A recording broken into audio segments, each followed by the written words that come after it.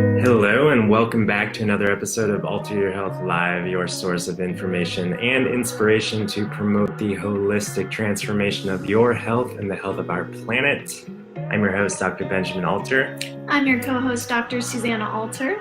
And thank you for taking the time again to be here with us. If it's your first time tuning in, just a reminder to subscribe, rate, review, comment, share, like, all those good things that help us become more visible and share our message into the world, and also provide the feedback that keeps me and us growing individually and together in our mission to share inspirational and educational content with you all. And on that note, today is kind of a big day, a big topic, important stuff, I feel, things that I personally feel really passionate about. And that is autoimmunity and autoimmune conditions and autoimmune symptoms and diagnoses and this whole realm of mysterious illnesses and diagnoses. Yes, I think autoimmunity is a growing diagnosis. More and more people are being diagnosed with autoimmune conditions. There's also this kind of pre-autoimmune kind of diagnosis that is becoming bigger. This not formally being diagnosed with something, but many people being told by their doctors that they have this autoimmune activity happening in their bodies. Yeah, and more conditions that are otherwise diagnosed as just different diseases are being thrown into this autoimmune category of the body is attacking itself, or there is dysregulated immune activity that's targeted against ourselves.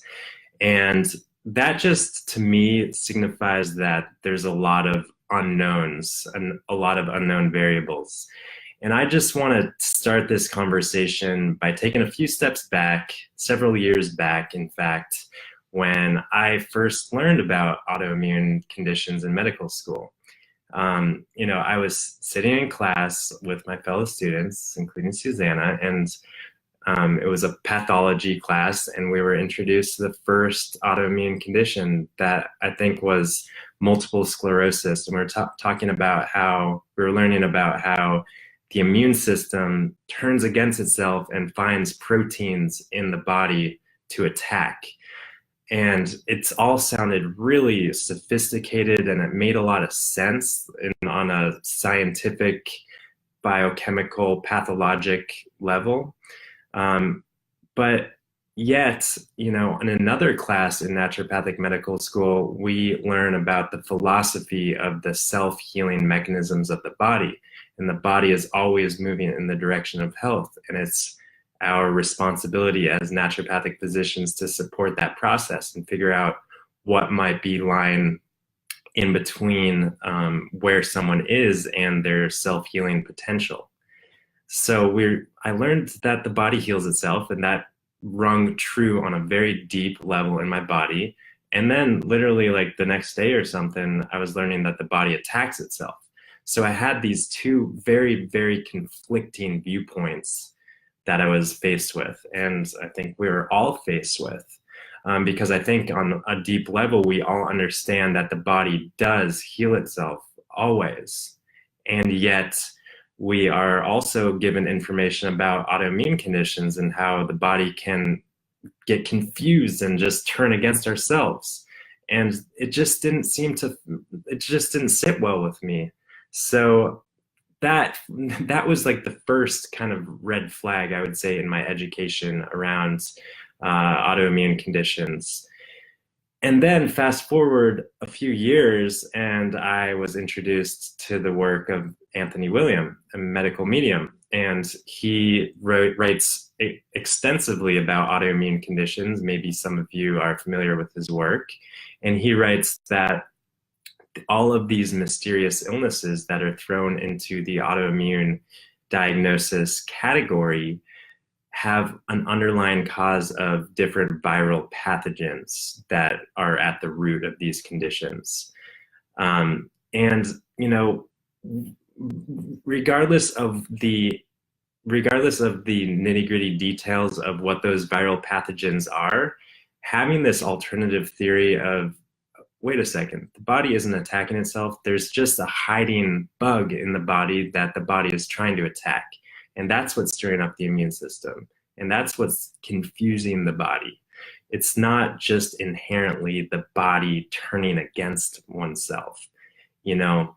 So once I got that piece of information from Anthony William, I felt really strongly resonant with that information. I felt like that was kind of a missing link in my education.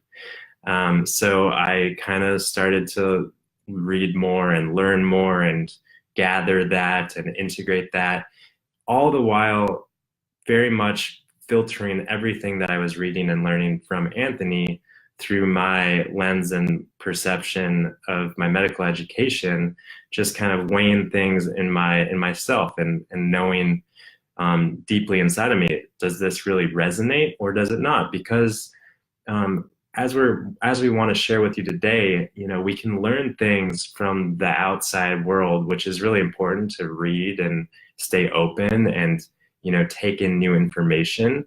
But we don't have to take all information that we learn from the outside world as gospel or as the truth, right? You know, Anthony William is a great source of information, and it's not the Bible. His books are not the Bible, or, you know, regardless of your religious affiliation or whatever.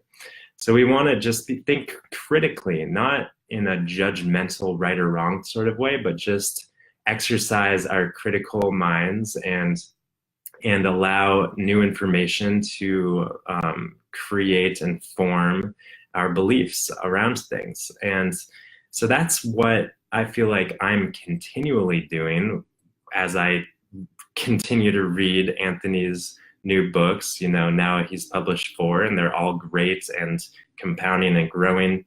And like I said, not every single word and paragraph resonates and sits well with me. I think like, that doesn't really make sense. And it's okay, you know, for the most part, great stuff. But I don't need to take, just because I listen to one underlying theory or teaching that he has to offer, doesn't mean I have to listen to every single underlying principle that he shares in his writings.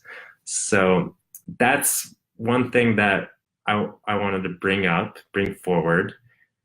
And I also want to dive a little bit deeper into this autoimmune thing, because Anthony brings it to the surface in his books. And yes, I think that, you know, he has done a great job of pointing out what the true cause of autoimmune conditions might be. And I think that his information is really empowering, because it's showing people, hey, this isn't your body attacking itself. You actually can take control here. You can heal. Your body is always on your side. You know, where there's no turning against you. We're always healing.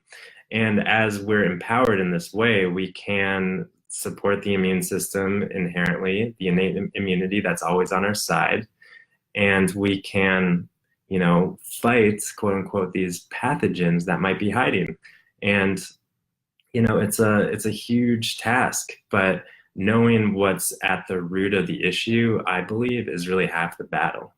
And as we can really know the truth about what's going on, then we can take the next step in taking action, you know, deliberately and intentionally to heal oneself. Yes, thank you for all I'm just of going that. to take a break and see if Susanna has anything to fill in. Well, to let you all know, Dr. Ben has written 3 separate autoimmunity blog posts. And he just posted the first one this week. And part 2 talks about how to support the immune system, how to heal, how to support the body in ridding itself of these pathogenic viruses that are really causing a lot of trouble. So I definitely want to point everyone to those specific blog posts. They're very, very informative. But Ben, I really like what you're saying about how this information can be so empowering to people, because I think when people receive an autoimmune diagnosis, it can be totally disorienting and confusing, because I think, regardless of whether they've learned naturopathic philosophy or not, it is disorienting to consider that your body is attacking itself. Mm-hmm. It first brings up the question, what did I do wrong? What did I do to deserve Right. this? Like, what am I? Do I hate myself? Like, a lot of people think, oh, I must have some really bad self-judgments. And, maybe that's also present, but that's not what's causing the disease. Right. I think in the mind-body world, where a lot of kind of emotional processing is supported, people with autoimmune disorders are often supported to look into this question of like, oh, where am I harming myself with my thoughts and beliefs? And like Ben said, it can create this idea in your head that you did this to yourself, and that's simply not the case. Right. So that's the first most important step, is knowing that you didn't do anything wrong. You, in fact, are always healing, and knowing that there is a pathogen that the innate immune system is naturally able to fight, given the proper resources, environment, raw materials to activate the immune response. We can heal. Like, not only can we heal, but we are healing, like now. Mm-hmm. So it's important to know that. Yeah, and I think maybe now would be a good opportunity to just explain some of the common instances where our body is healing ourselves but creates some symptoms in the process. Sure. So one example, very, very common example, is when you get a fever, if you do have an acute bacterial or viral infection. And so the body mounts a fever in attempts to kill off the pathogen. But as a byproduct, you may get a headache, you may feel chilled or hot, you may feel really fatigued. And this is all part of your body trying to heal itself. Right. Yeah, even cancer, cancer isn't the problem. Cancer is actually the answer to the problem. Just like a fever isn't the problem, the fever is the body's answer to the infection. Every symptom is the body's answer to the problem that's facing. I think cancer might be kind of a stretch for people who don't. Yeah, well, that's a huge Do you want to explain that a little more? Not really. I want to stick with autoimmunity. And autoimmunity, the symptoms that we experience when we have this quote unquote autoimmune condition or diagnosis is the body's answer to the pathogenic infection that's going on. And I want to speak a little bit to these infections, because we are very familiar with the common viruses and bacteria that can cause issues in the human body. There are tons that have been studied and documented. And the fact of the matter is that bacteria outnumber human cells. I've said this a lot. I think it's amazing, but our human cells are outnumbered by like 10-fold. We have 10 times more bacteria in and on us than we do human cells. So that's pretty astounding. And taking that a step further, viruses outnumber bacteria by probably anywhere from 100 to 1,000 to 1. So there are just an astronomical number of viruses that are in and on us. We're breathing them. In a teaspoon of ocean water, I think there's something like 1 million viruses in a little teaspoon of water. And these viruses are very much microscopic or submicroscopic. We can't see them with a microscope.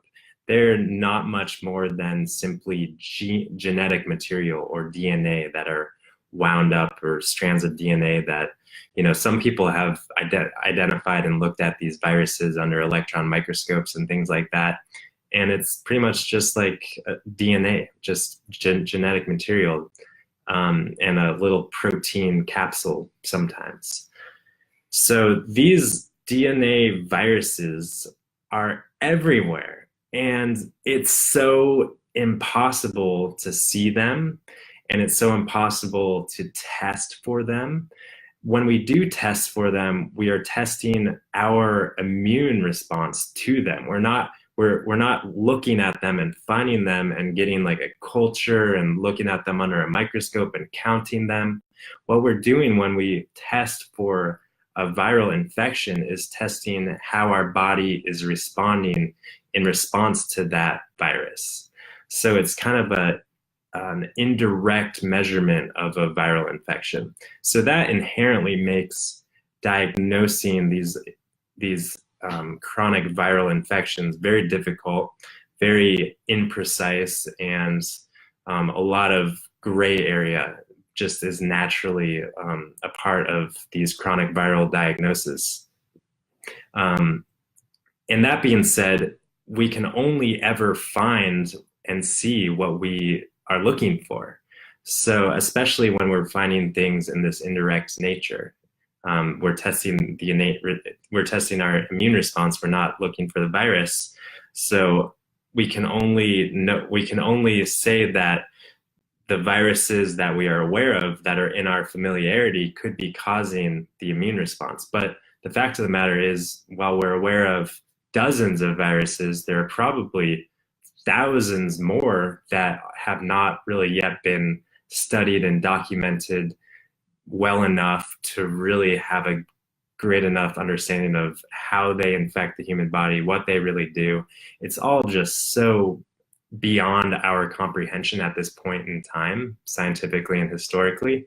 So it's just knowing the vast mysteriousness of virology and the human immune system is important, and not to just surrender and just like give up, but just knowing like, hey, we're exposed to these viruses day in, day out, around the clock. Our immune system knows what to do if we nourish it and give it the proper resources and environment to stay active and on top of things. We don't have to live in a bubble and protect ourselves from viruses. We just have to navigate in this world in a way that allows our innate immune response to do what it does. And I think that having that level of empowerment is super important. And the other thing that Anthony talks about, and that really resonates once again, is there are compounding factors in addition to the viruses we're exposed to. There are different environmental toxins and pollutants that not only feed the pathogen potentially, but suppress our innate immune response. So they're feeding up the pathogen and knocking down our immune response. And the result of that is just an infected state where mystery illnesses can present, where new symptoms can present. And then we add any other stressors beyond the environmental, the psychological stressors that we're all kind of dealing with in our own unique personal ways in our lives. And that knocks down the immune system, the immune response even more. Those flooding hormones and stress hormones knock down the immune system, allow inflammation to allow pathogens to gain strength, which causes inflammation in the body. And the results could be endless, depending on what's going on, where is it going on.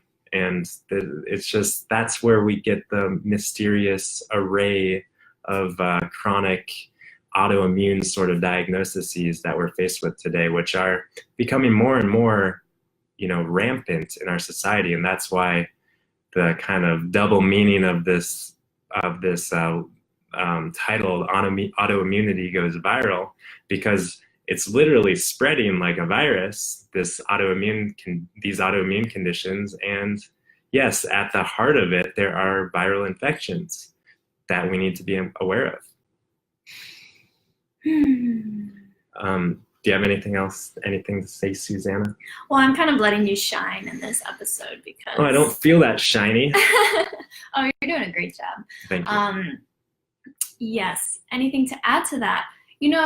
I think also just just adding to the point you said about Anthony William, honestly, I think there are some critics in certainly in the medical community, in the naturopathic community as well, and the naturopathic community is a very, very research-based community now more than ever. And that's how we've been trained. We've been trained to, like Ben said, really filter all information through a very critical mind.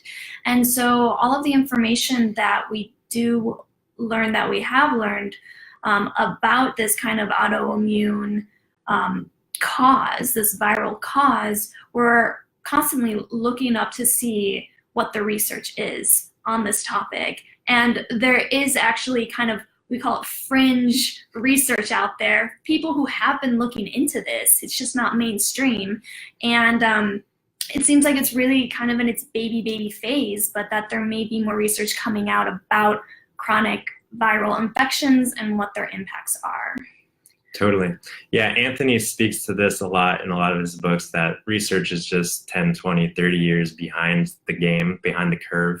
And even once a research study happens with, first of all, let's take a step back. In order to do the research, we got to raise a lot of money, right? We got to raise the funds. We got to get the grants approved. We got to get the money to do the research. Then we do the research and we get the results, which takes a year or two. And then after we get the results and publish those results in some sort of peer-reviewed journal, then it takes then it takes another 5 to 10 to 15 years for those results from one study to impact the way that the conventional system thinks and operates. So we are talking like 15, 20, 25 years that's required to make changes to this degree in the world of medicine and diagnostics and things like that. So, we don't, of course, science is, where would we be without science? But we can't rely 100% on a narrow-minded scientific perspective. We have to stay open continuously to receive alternative guidance that can inform our scientific inquiries. So that's what we're doing. But we are just really behind the times, and that's okay. Mm-hmm. Ben, did you want to talk about immune support in this episode, or make a part 2? We're gonna have a part 2 for Okay. sure. We're gonna have a part 2. Sounds we're good. gonna talk into what to do about your autoimmune condition. I wanted to kind of set the stage of autoimmunity and I just want to get this word out that the body is not attacking itself. The body is always healing itself. And I think that's the first thing that really needs to sink in deeply for each individual. And then it's like, okay, I know the truth. Now I need to know what to do about it. And those are the 2 real steps that are required to heal for real. To heal for real. Yeah. Heal for real. Yeah. I was hoping to talk a little bit more about or also just kind of bounce things off of you with regard to a lot of the testing that's done for autoimmune conditions, which is, there's all these lab tests that are, once again, the doctor orders them, they do them in the lab, and they come back, and so it must be like 100% true and accurate, right? Well, no. Like, a lot of these tests are very imprecise and very inaccurate and not very reliable. And a lot of things not only change and fluctuate day by day by day, but when it comes down to once again, the antibodies that we are measuring in the test, we're not measuring the viruses that are floating around in our bloodstream. We're measuring the immune response to those viruses. So a lot of these, quote, autoantibodies that we find in the bloodstream, it's only scientists and researchers that call them autoantibodies. The antibodies very well could be directed against a viral product or a bacteria, that we just haven't yet identified and found, because once again, the viruses are submicroscopic. They're just slivers of DNA. So yes, you know, a lot of these tests are out there to help diagnose these autoimmune conditions, but the tests are so far from the real answer to, yeah, they're not really reliable. So tests are okay. You can test and figure out what's going on. But Anthony says that a lot of these tests are not much more than just inflammatory markers. I don't know about that. We are testing antibodies in the blood, and we know that, but we don't really know what the antibodies are after, because I don't want to get into immunology and stuff, but an antibody is pretty much just the body's immune response, and we make a little protein that we stick on an antigen that's a foreign substance in the body, and then that targets the immune system to respond to that. So it's like a little flag that our body waves, like, hey, there's something going on. Let's do something about it. Yes? Well, that's great. I actually don't have anything to add to that. Okay, well, it's funny, I wanted to start this conversation by sharing with you guys that Suzanne and I just got done doing 10 straight days of group coaching. Mm-hmm. Oh my gosh, that was a wild ride and a lot of fun. We covered so much. It was incredible. And it was really focused on all things eating and nutrition and holistic nutrition and holistic health and healing with food and how the body heals when given the proper nutrition. So we spent 10 hours covering these topics in great depth and answering a lot of amazing questions. And we were both really inspired by our experience and the experience of the people who were participating. And we really want to continue this going forward. But we think that every day for an hour is way more than we want to commit to right now, and maybe way more than you would be interested in receiving. So what we're doing is we're doing 1 hour a week for the foreseeable future. We're just going to do a weekly coaching thing, and we're inviting anyone to sign up on a month-to-month basis, and that will provide access to the weekly group coaching calls where we can answer your specific questions in greater depth, and also traverse all of the other topics that we're so inspired to share on with regard to holistic nutrition and natural health. And we're going to span a little bit more broadly into also talking about other areas of lifestyle and cleaning up the life, as well as cleaning up or understanding our relationship with the mind-body connection and how we can take greater control of that in support of our unique individual healing journeys. Exactly. So I wanted to share that as well. Mm-hmm. Yeah, we're really excited to get that started next week. So there's actually a link in both the Alter Health Instagram bio for you Instagram people, and also my own personal bio. If you click the link in the bio, it'll lead you to a page where you can learn more and sign up.